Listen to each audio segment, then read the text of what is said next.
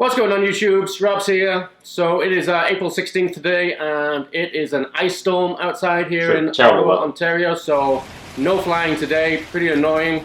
Definitely a no-fly zone. So I figured I would just show you guys how to install the DJI Mavic Air ND filters that came straight from DJI, funnily enough. So yeah, let's get straight to it. We'll get some close-up shots and we'll just get it on. So we're going to need a drone.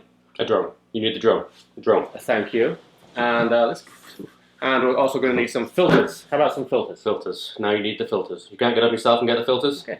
Thank you. Alright, so let's get right to it. We'll get the filters and the drone, and let's get it on. Let's go.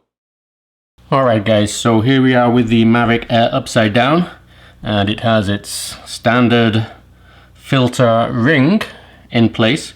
So we are going to remove this first of all. So the best way to remove this is to get a good hold of the gimbal. The way I like to do it is kind of tilt it to one side. I'm holding this part of the gimbal and the gimbal where the camera is. So we're going to hold the two of those, pinch them nice and tight, and then with the other two fingers we're just going to turn that anti-clockwise. I've had no issues when I first took this off, no issues taking this off. It wasn't too tight. Some people have said it's been a little tight, but no issues for me. So there is the ring, and you'll see there's no glass in there. Just a little metal ring threaded. So that's that. And then we will get one of the other filters. So I'm going to be using one of these filters. Doesn't really matter which one right now, but this is a handy little kit. I like that they've got a spare place. You can put that in before you take the other one out. So this is the ND4. So same again, you're holding by the different axes. You're holding the main part right here and the section with the camera. Hold it nice and tight so it doesn't move.